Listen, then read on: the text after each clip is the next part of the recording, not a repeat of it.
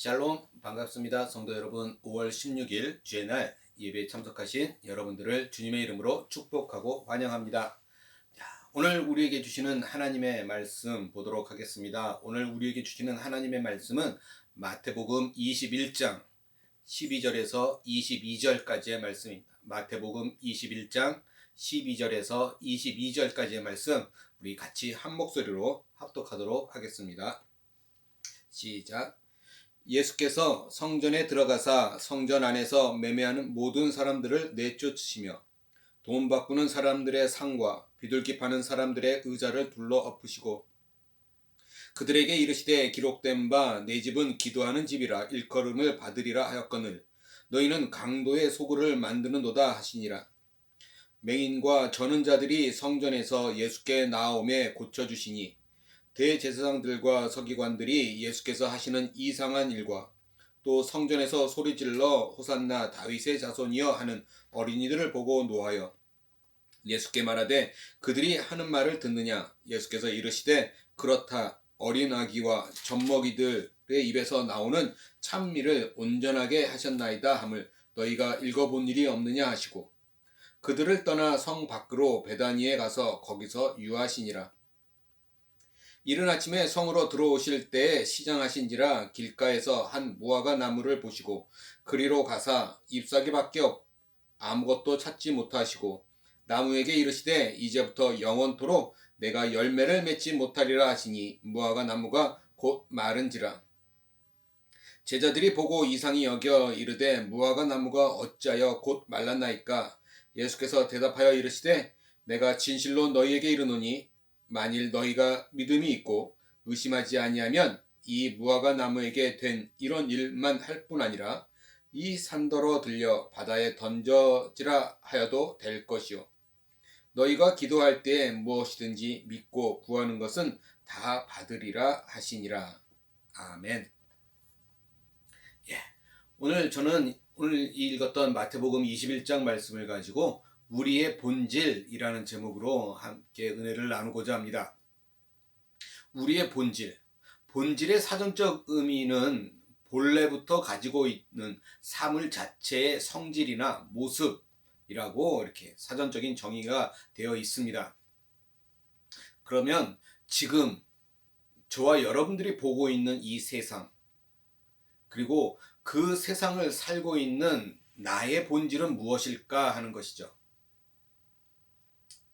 그것은 하나님께서 창조하셨다라는 것입니다. 그것도 아름답게 창조하셨다라는 것입니다. 그래서 세상과 나의 관계나 다른 어떤 모든 것들과의 관계가 본래 하나님의 뜻대로 정확하게 창조된 위치에 아름답게 있는 것이 샬롬이라는 것입니다. 우리가 알고 있는 샬롬이라는 히브리어 말에는 안녕이라는 뜻을 포함하고 해서 5가지의 뜻이 더 있습니다. 첫째는 샬롬에는 평화라는 뜻이 있습니다.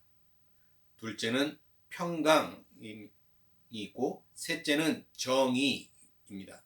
넷째는 질서, 마지막 5째는 조화라는 뜻이 있습니다.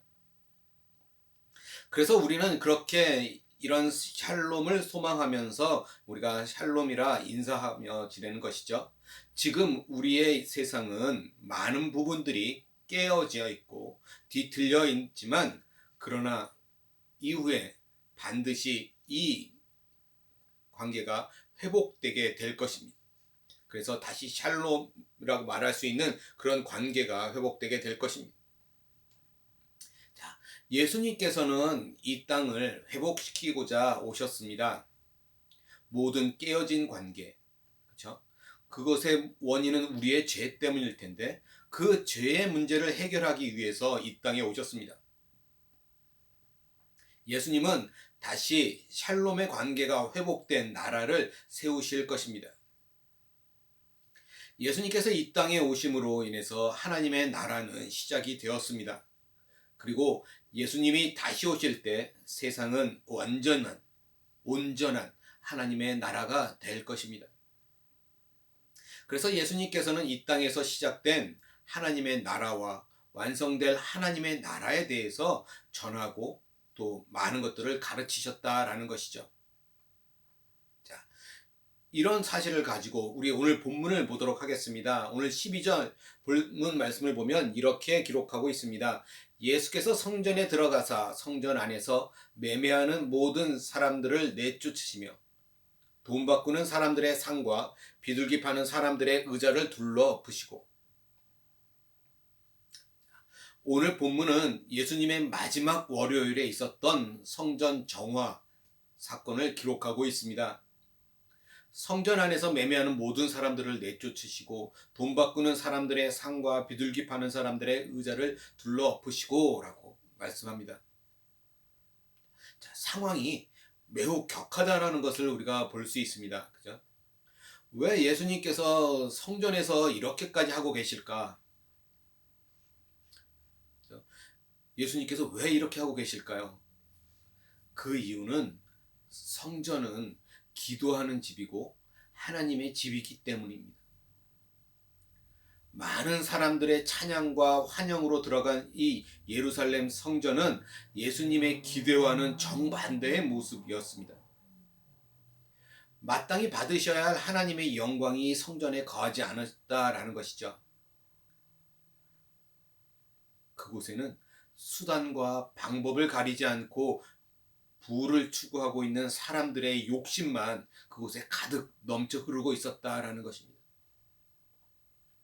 성전은 하나님 나라의 가장 핵심입니다. 그런데 성전에서 하나님의 나라가 아닌 세상 나라의 일에 관심을 갖게 하는 것들이 지금 벌어지고 있는 것이죠. 그래서 그것들에 대한 확실하고도 분명한 하나님의 경고를 하신 것이다 라는 것입니다. 13절 말씀을 보면 또 이렇게 이야기합니다. 그들에게 이르시되 기록된 바 네 집은 기도하는 집이라 일컬음을 받으리라 하였거늘 너희는 강도의 소굴을 만드는도다 하시니라. 네 집은 기도하는 집이라고 말씀합니다. 이 기도는 조금 더 넓게 보면 예배를 말하는 거죠. 그래서 성전은 예배를 위해 있는 것입니다. 성전은 성전에 임재하고 계시는 하나님이 중심이어야 되고 하나님을 예배하는 것이 중심이 되어야 합니다. 그 일에 모든 관심이 집중되어야 하는 곳이죠. 그런데 지금 그런 성전이 어떤 곳이 되었냐면 너희는 강도의 소굴을 만드는도다 라고 말씀하고 있습니다. 사람들이 마치 성전을 강도들이 숨는 곳으로 만들고 강도들이 빼앗은 것들을 숨겨두는 그런 소굴로 만들었다라고 말하고 있는 거예요. 강도들은 자신이 강탈한 것들을 보면서 그 소굴 안에서 기뻐합니다. 또 소굴에서 그들이 잘못한 것을 후회하지 않아요. 그것처럼 지금 예배자들과 종교 지도자들이 성전에서 자신들의 욕심을 채우고 자신들의 이익을 챙기고 있었다라는 것입니다. 그들이 하나님께 집중해서 회개할 것이 무엇이고 진정으로 예배하기 위해서 무엇을 해야 하는지 그런 것들은 잊어버린 채 자신들의 유익을 추구하는 그 장사에 집중하고 있었다라는 것입니다. 그래서 성전이 그렇게 시장이 되었다라는 것입니다. 예수님의 성전 정화 사건 배경은 하나님의 나라의 중심이고 가장 중요한 순간들이 세상 나라로 가득 찬 모습 때문이었습니다. 이 사건은 오늘날 우리들에게도 그대로 강력하게 경고하고 있는 것입니다. 모든 예배자들은 예배에 집중해야 합니다. 다른 것 때문에 하나님께 집중하지 못하고 다른 사람에게 집중하고 있다면 우리도 성전을 지금 시장으로 만든 사람과 똑같은 사람이 되는 것입니다. 성전이 강도의 소굴이 되지 않기 위해서는 세상 나라에서 살아온 자신들의 삶을 합리화하고 자랑하는 것이 아니라 하나님의 나라의 입장에서 돌아보고 또 감사하고 또 회개하면서 살아가야 한다라는 것입니다. 지금 하나님 나라에 가장 가까운 장소이며 시간인 성전의 유월절 준비 기간이 지금 하나님 나라에서 가장 먼 장소이고 먼 시간이 될 수 있다라는 것을 우리에게 보여주고 있는 것입니다. 오늘 이 이야기를 오늘날 우리에게 접대해 본다면 주일 예배는 하나님 나라에서 가장 가까운 장소이고 시간이라는 것입니다. 그런데 만약 그 시간, 그곳에서 우리가 하나님을 보지 않고 하나님 나라의 법을 생각하지 않고 세상 나라의 측면만 생각하고 있다면 우리는 성전을 강도의 소굴로 만드는 사람이 되는 것입니다.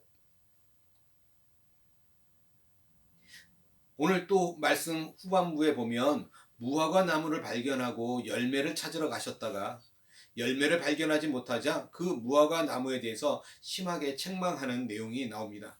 19절 말씀을 보시면 이렇게 이야기하죠.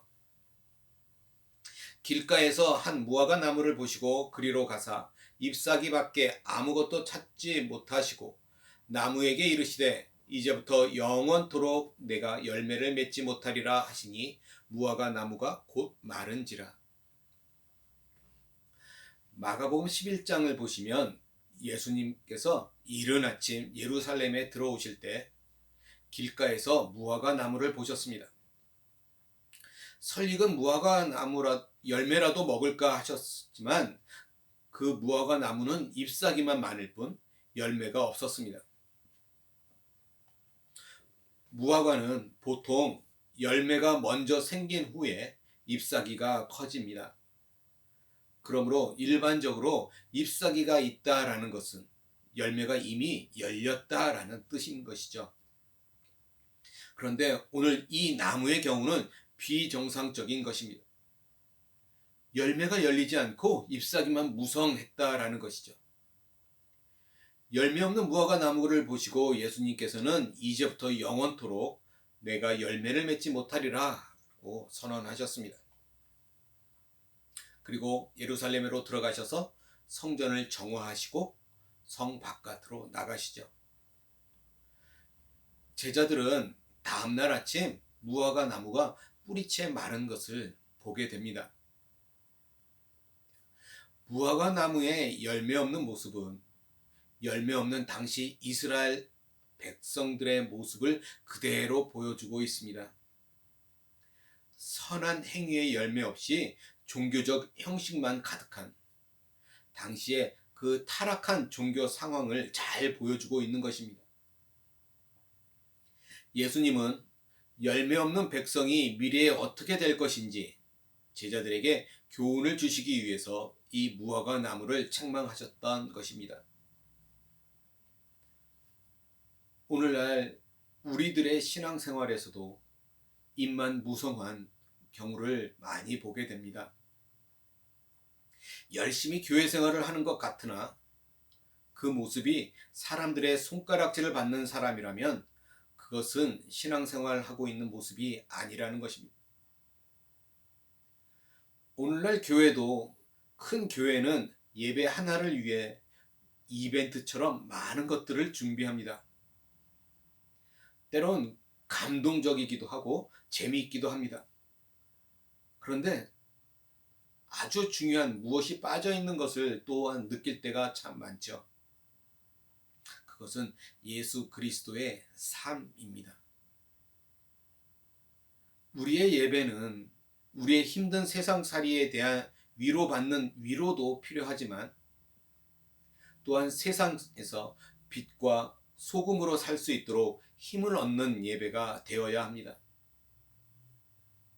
그냥 죄를 지었다고 고백만 하는 그런 예배가 아니라 죄를 이기는 예배가 되어야 한다라는 것입니다. 그렇게 우리가 죄를 이기는 모습, 예수 그리스도의 삶을 보고 그 삶을 실천하는 모습이 없다면 그것은 열매 없는 무화과 나무의 모습인 것입니다.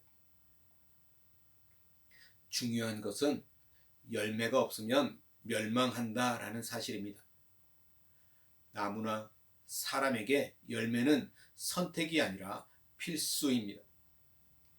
인생은 존귀하기 때문입니다. 예수님은 우리들을 위해서 지금 십자가의 길을 가고 계십니다.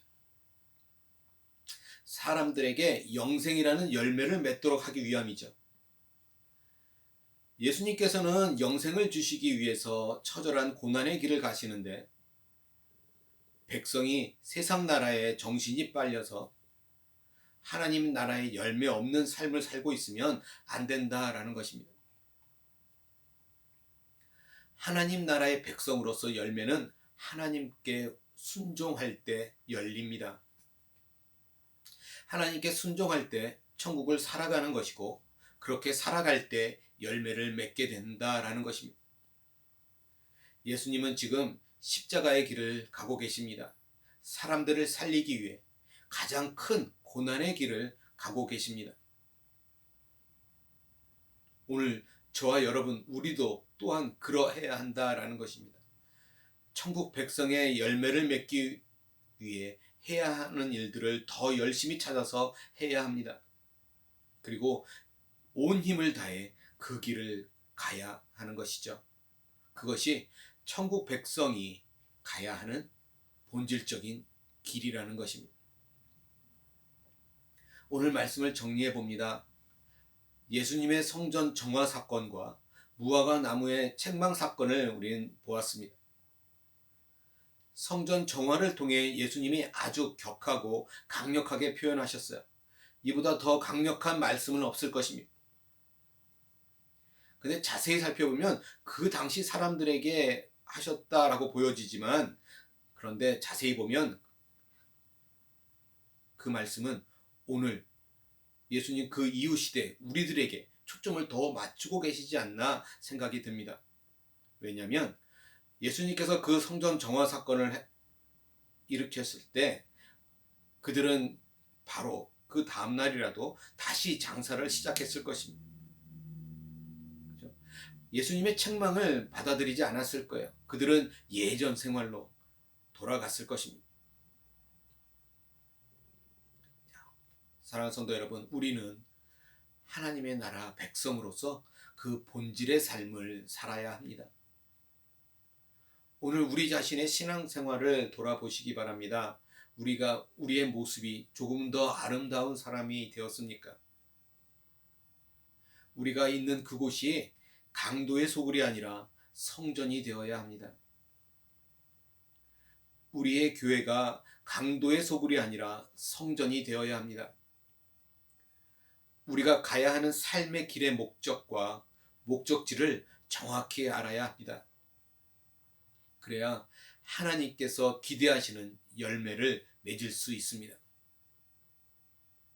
열매 없는 어긋난 신앙이 아니라 열매가 풍성한 바른 신앙의 길, 바른 삶이 되기를 주님의 이름으로 간절히 소원합니다.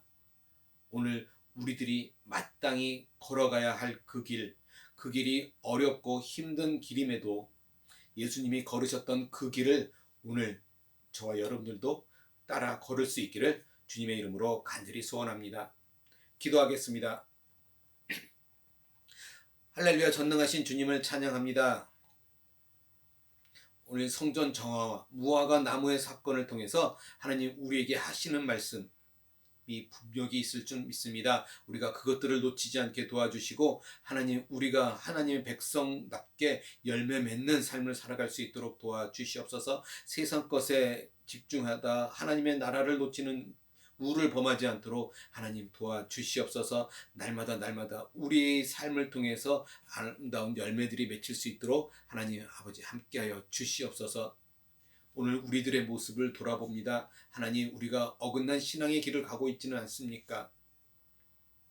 우리가 가야 하는 길의 목적과 목적지를 정확히 알고 그 길을 걸어나갈 수 있는 우리 모두가 다 될 수 있도록 주님 우리와 늘 동행하시고 인도하여 주시옵소서. 감사하며 우리 주 예수 그리스도 받들어 간절히 기도드리옵나이다. 아멘.